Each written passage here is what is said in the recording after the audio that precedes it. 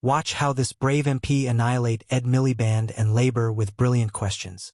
Thank you, Madam Deputy Speaker, and I thank the Secretary of State for advance sight of his statement. I know this has been a difficult decision for him. He told everyone his flagship mission was to commission more renewable power than ever before by 2030. More wind than ever before, faster than ever before in a market that was already facing supply chain challenges and soaring costs. I said at the time that that was completely unfeasible, but if he was going to do it, then he should be taking every opportunity to minimize the grid infrastructure that needs to be built and the cost of his plans.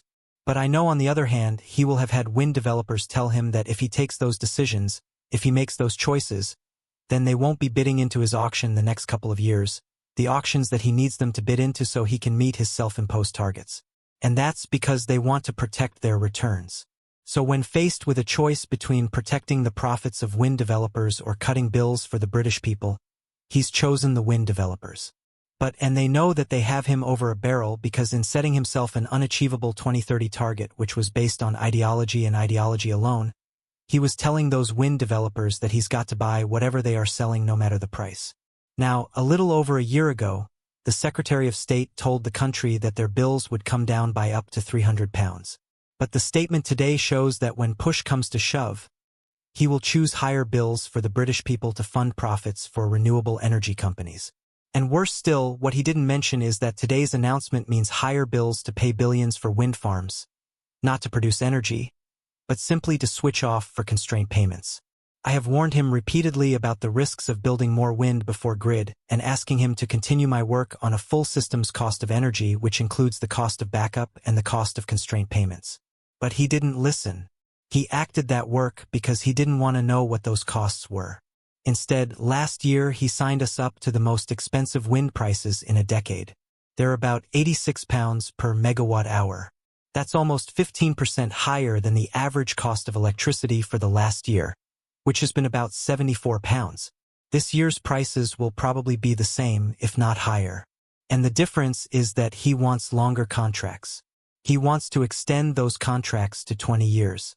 What he has not explained is how locking us into much higher prices for longer will bring down bills from here. But that is what he has promised the British public. And there is more. His plan requires more grid to be built faster than before. That's £74 on household bills.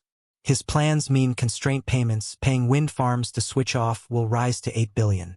That's £100 on bills. And now we read that we're going to be paying solar farms to switch off when it's sunny, too. And the OBR says that green levies are going to rise by £5 billion. Now, people may have noticed he used to talk a lot about cheaper energy, but now he talks about less volatile prices. But what his backbenchers need to realize is that most people wouldn't swap a 4% variable rate mortgage for an 8% fixed one. What they care about is the price of their bills, and they want cheaper prices. But if he was truly interested in bringing down bills, he wouldn't have scrapped an analysis that I started last year to find out the true cost of a system dominated by wind and solar. And I've now read twice in 1 week that Downing Street are starting to pressure the Secretary of State about when his plans might actually bring down bills. And all I can say is I share the feeling. But what they might have want to ask before they repeated all of the empty promises about cutting bills, that £300, is where was his evidence?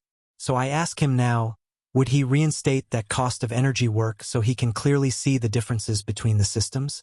Would he set out a roadmap which will point out exactly how he will lower those bills? Will he confirm he won't sign up to prices in this year's wind auction which are higher than the current average cost of electricity? And can he confirm? Did he have a full cost-benefit analysis of the choices in front of him today? And will he share the views of GEM and the NISO? And I'll leave him with 2 quotes. The chief executive of Octopus Energy, one of the country's biggest advocates for renewables, said his plans today mean soaring costs, locked in for years to come with more on the way. And the more we build, the worse it gets for years. He says it's brutal for families and it's crippling for growth.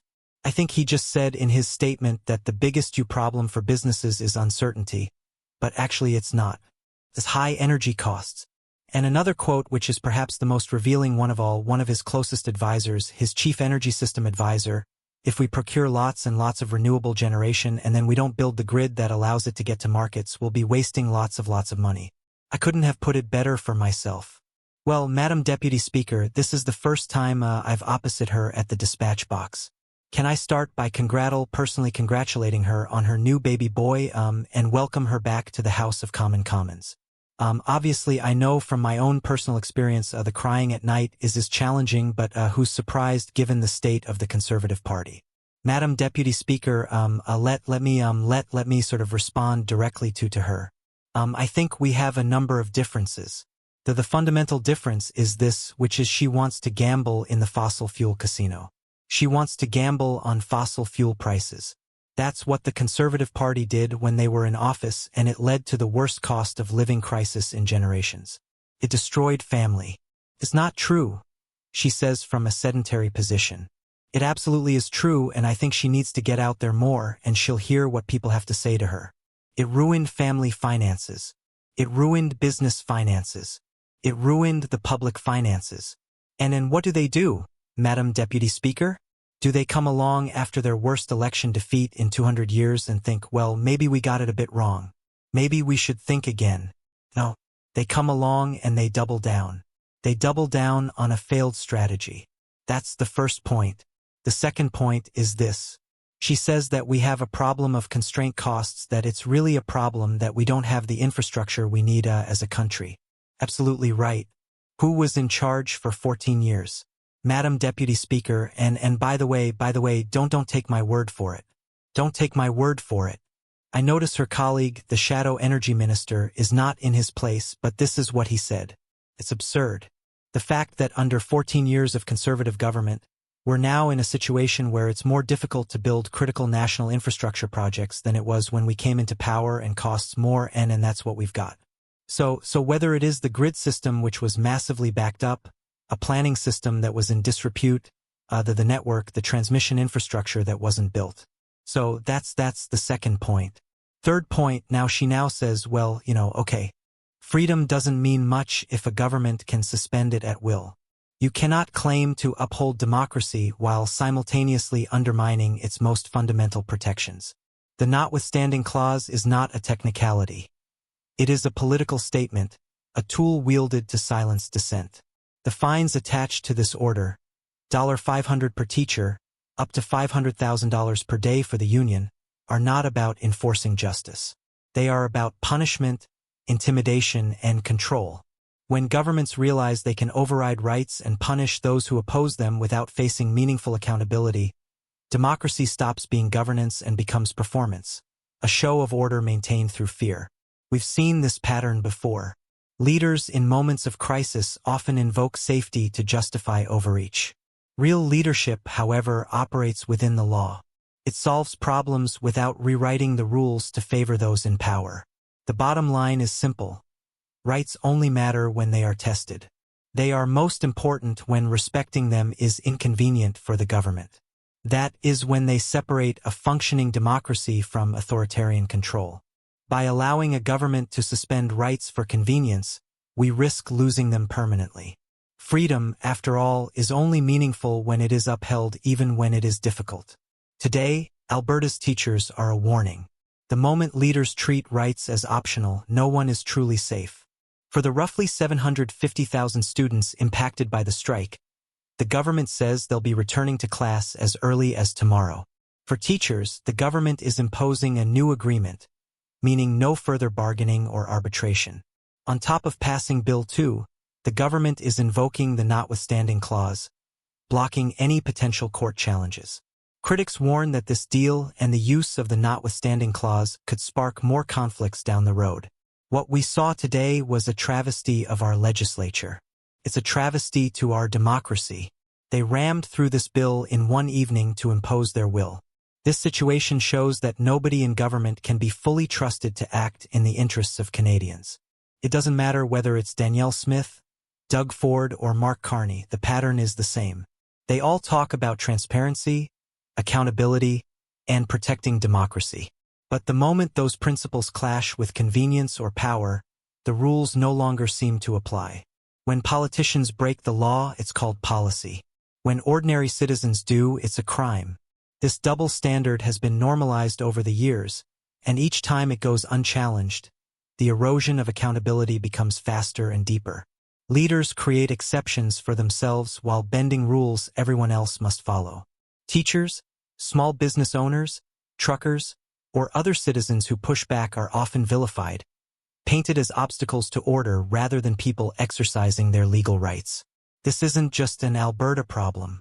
It's part of a national trend.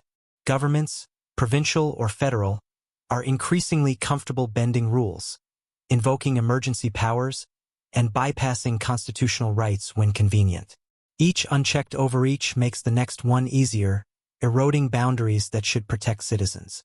Remember when Canadians believed the Charter of Rights and Freedoms stood above politics, guaranteeing fairness and protection for everyone. That vision is fading. What is replacing it is pragmatism dressed as efficiency, a belief that power matters more than principle and winning matters more than doing what's right. Citizens exhausted by inflation, the housing crisis, healthcare struggles, and political chaos are becoming numb to these violations. That fatigue is exactly what governments rely on. When people stop paying attention, overreach becomes easier. But ignoring this doesn't make it go away. When leaders act as if rights are optional, democracy itself is at risk. This isn't about left or right. It's about right and wrong. It's about whether Canadians still believe rights are worth defending, even when inconvenient or politically costly. Bill 2 and the use of the notwithstanding clause are not policy debates or leadership choices. They are betrayals. They signal that rights can be overridden for convenience, and that message is dangerous. The only way to prevent this from becoming normalized is for Canadians to stand up and say enough. Rights are not negotiable, not temporary conveniences, and not conditional on political convenience. They are the foundation of democracy. Allowing them to be disregarded even once sets a precedent that cannot easily be reversed. If we fail to respond now, government overreach becomes normal. Trust erodes and democracy exists in name only. And that's all for today, guys. Thanks for watching. Don't forget to like, subscribe, and leave a comment below. I'll see you in the next one. Take care. Her thinking cute. Anyway, back to facts. Then Ed dives into his main rebuttal and honestly, bless him. It's like watching someone bring a soggy sandwich to a bake-off. He starts accusing Claire of gambling in the fossil fuel casino. It's a dramatic phrase. You've got to give him that. You can practically hear the imaginary soundtrack. Previously on the fossil fuel casino, but instead of landing as a devastating point, it just sort of floats there because Claire's entire argument was about numbers, accountability, and feasibility. And Ed's gone full metaphorical. It's like trying to win an argument about boss timetables by quoting Shakespeare. He keeps going, his hands waving like semaphore flags of moral certainty. He insists the tries cause the worst cost of living crisis in generations. He insists they double down on fossil fuels.